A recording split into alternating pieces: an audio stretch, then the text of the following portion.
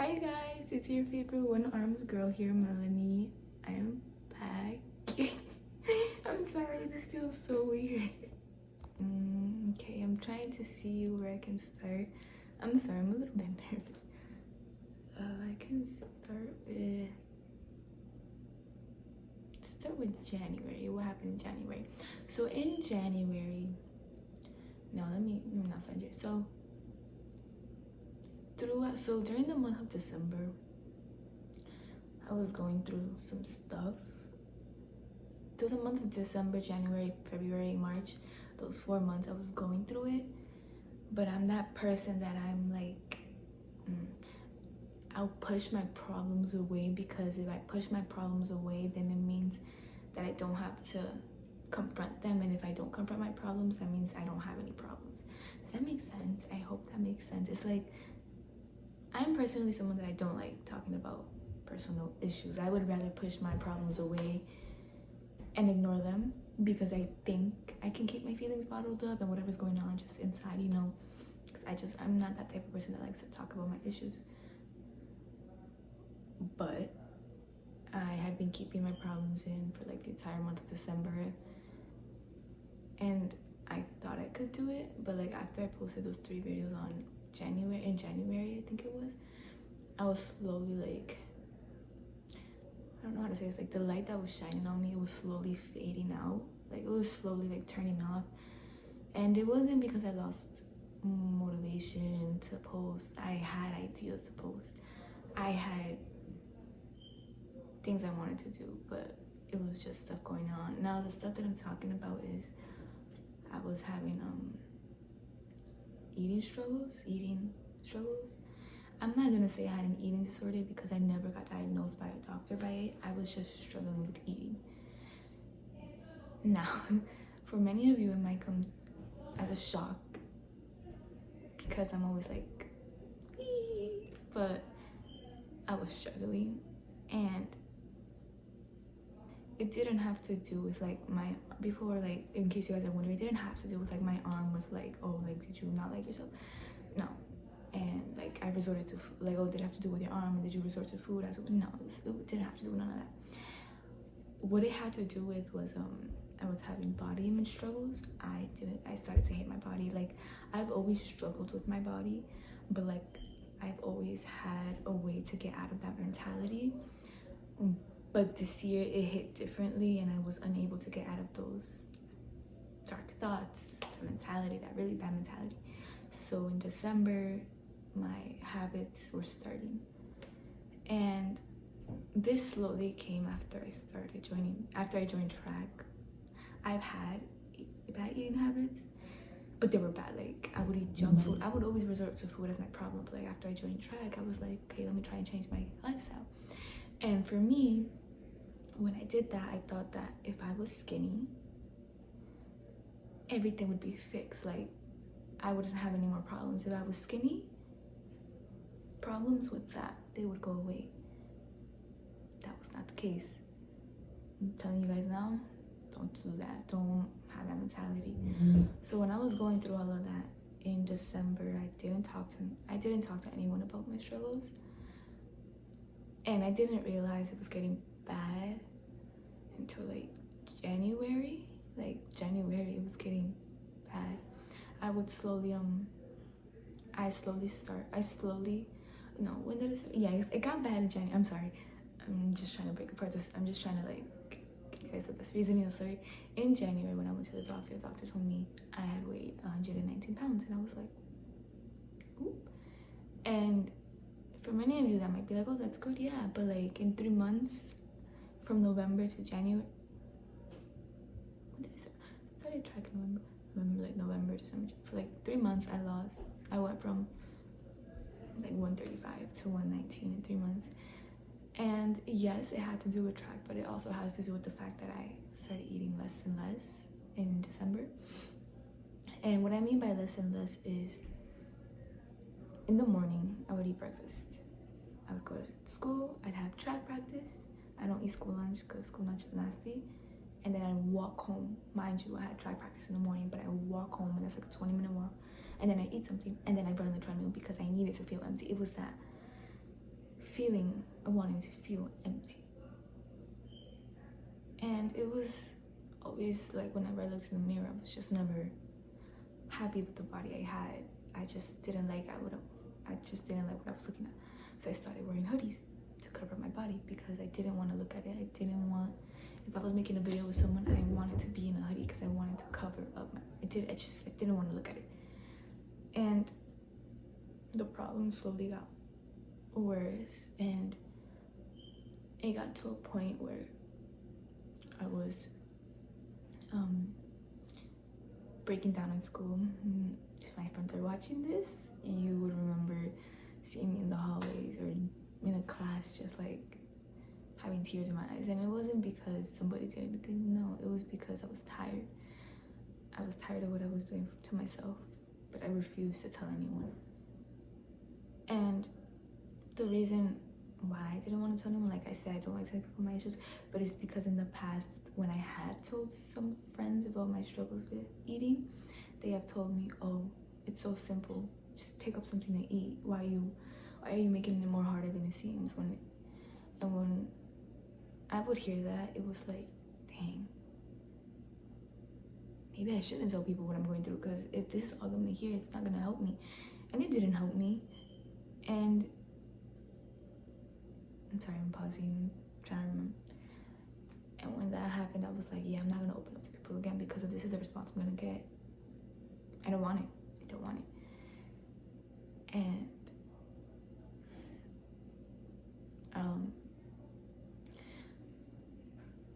I spoke to my group of friends.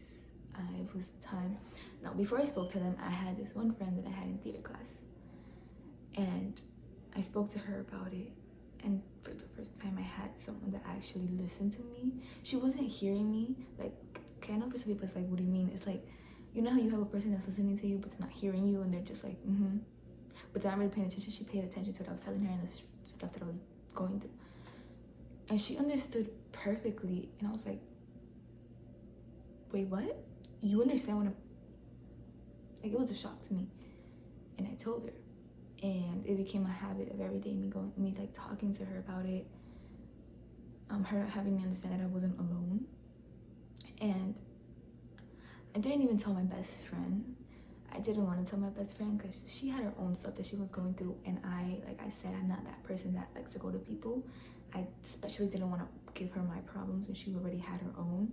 So I kept everything bottled up, but I opened up to this one friend and I told her. And eventually she was helping me every day with like that mindset, having me understand that it's okay to cry. It was okay. And she helped me through it. And eventually she told me that I needed to talk to my close friends about it, because it wasn't, they needed to know what I was going through in order for me to, in order for them to help me, they needed to know what was going on. And I remember asking one of my friends, I was like, hey, do you notice anything different about me lately? And she was like, yeah, I noticed that you're like more shut down. You're not as happy as you were. Because if you know me, I'm a very bubbly person. I'm like I said, I'm very woo out there. But that slowly started turning off. And I was like, okay. So I remember this one day during lunch. Okay, I had to change the location. I came to the bathroom because, you know, has better lighting. I don't know why I didn't do this from the beginning. But anyways, like I was saying, it was one day during lunch where I told my group of friends, I spoke to them, and I was honestly scared of getting the same reaction that I had gotten before, which was just eat. It's not hard. And when I told them, I started crying, because I was like, oh, this is what it's like to have supportive friends. And I was like, oh, okay. And then they all told me that I'm not alone, that they were there with me. And like I always knew this group of friends were different. But opening up to them about this, because I had opened up to them about previous problems, but like this one problem with eating was the one thing I was scared of opening up. Like my best friend, she knew that she knew that I had struggled with it in the past. But like in the past, I had been able to get out of that mentality and be like, okay, whatever, like whatever, like. But I would never actually confront the problem. I just like push it aside, and it slowly progressed over the years. And after I told my group of friends, they were like I said, there for me. They said they were gonna be there for me, and they're every day when they see me down, they talk to me. They'd cope with me. They'd understand why sometimes I was down. They would take it easy. So like they were there, and I'm really grateful for them. And then I told my best friend, and my best friend, when I told her the reason I didn't tell her, she made me cry because I told her I didn't want to pile up my problems on her. She started crying. She said, "Bitch, what do you mean?" And I told her,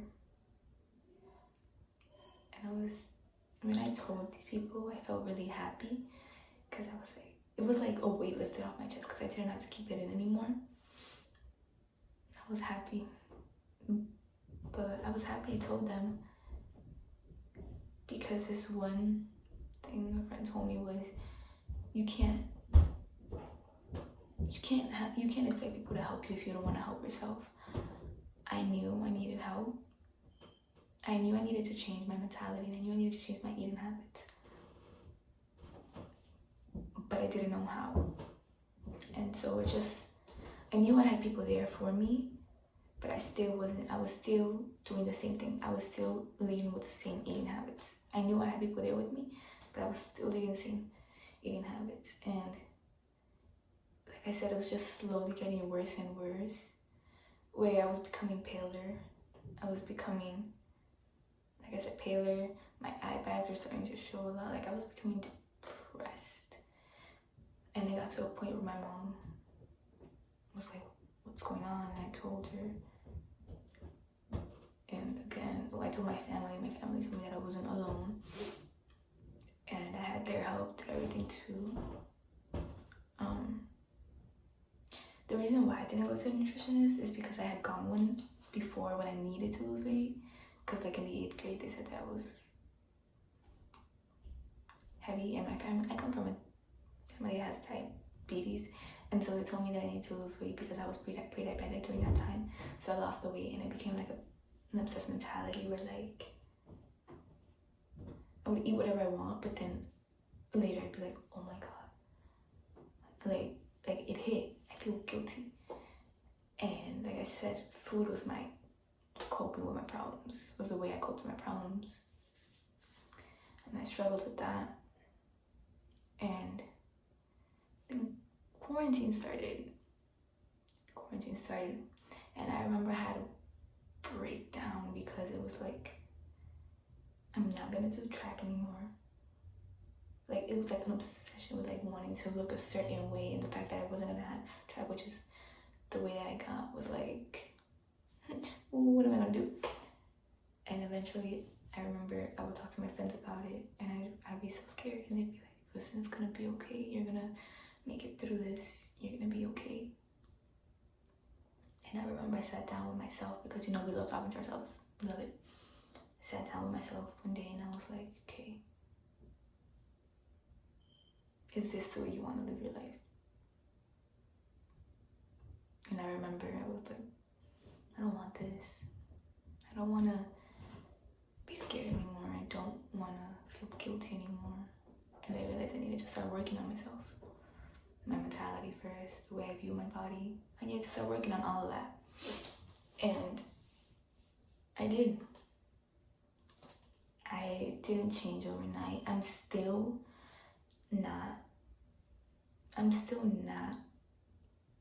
like, how do I say this?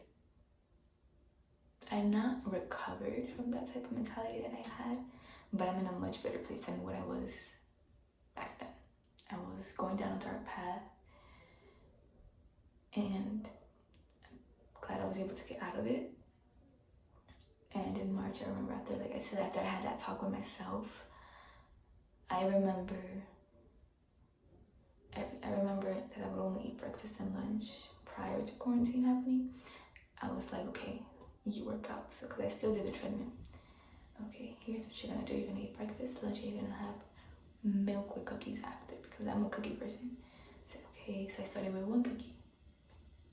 I started slowly because I was also gonna go like speeding on the holidays on my, no, because I had shut down my stomach to the point where I could only eat so much, and I wanted it to open back up again, and I needed to start slowly, so I started slowly. And I remember doing that for March, April, May. I remember just taking it one step at a time. And I remember my uncle told me, educate yourself on nutrition. Know about the food that goes in your body. And I would always ignore it, but then I think it was April, the end of April, I took him up on that offer and I searched up my nutrition and I was like, oh my God. I can enjoy foods. I don't need to diet. I can still enjoy the foods I want, just in moderation. And from that day, that's what I started doing.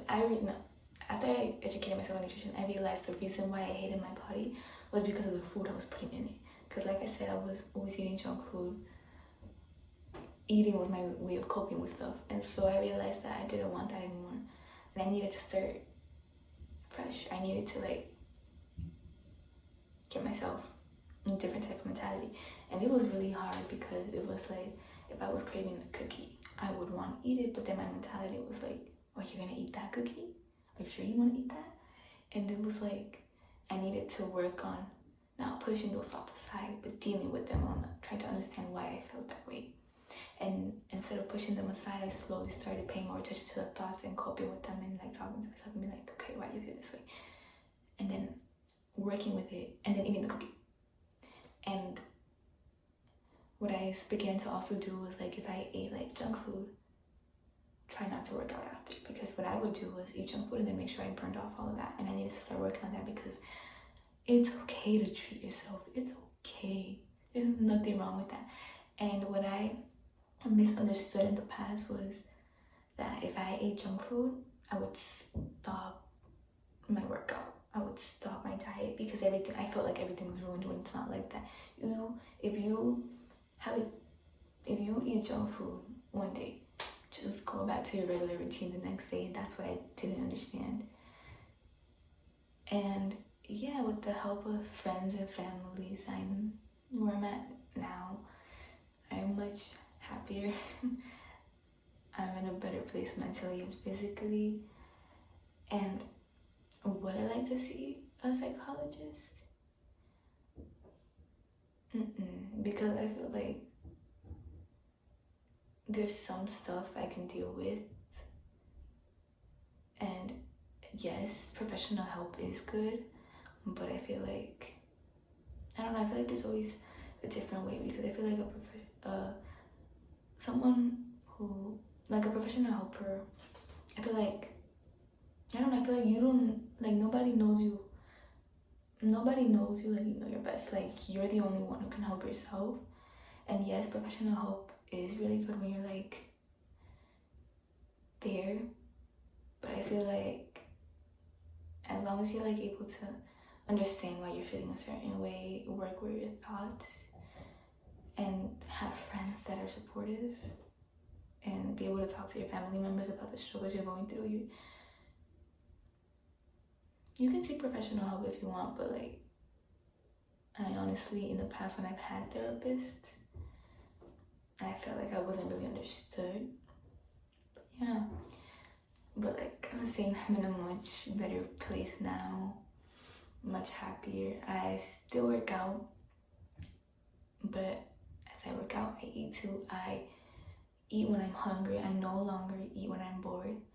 So if I'm bored and I know I'm not hungry, but like food keeps popping up in my head, I'm like, okay, would you eat a banana right now? No, then you're not really hungry. So then I would look for alternative stuff to do, like maybe making TikToks, going on Instagram, do those type of stuff to distract myself. But yeah.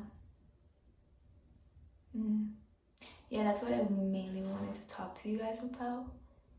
that's mainly why I stopped posting, because I didn't want to post while having like that type of mentality and like going through it. I didn't feel comfortable. But yeah, I'm back and I'm going to start posting makeup videos. Not only makeup videos, but other stuff. I have ideas. I just have to actually bring myself to do them. And most likely tomorrow I'm gonna make a makeup video, so stay tuned for that. And another thing is, if I could go back and tell my old self from like a couple months ago, I would tell myself, being skinny doesn't mean you're healthy. It doesn't. Don't do it. Being healthy is feeling and looking like the badass version of yourself, like the best version of yourself. Because you don't need to look like everyone else to be healthy. No. You just need to do you, live your best life, and as long as you're happy, you're good. You're good. And so what if you don't look like these girls on the magazines? Those girls don't look like that half of the time. And it took me so long to understand that these girls can bloat it too. These girls go through these stuff too. They don't look flat all the time. After a meal, nobody looks like that because your body tends to expand when you eat a meal. And it took me so hard to learn that. We all come in different body sizes and every body size is beautiful. But comparing yourself to these girls in the magazines, these girls on Instagram, it's not worth it. It's not worth it. Because there's no better version than being yourself. That's all. Hope you guys enjoyed the video and stay tuned for tomorrow. I love you guys. Bye.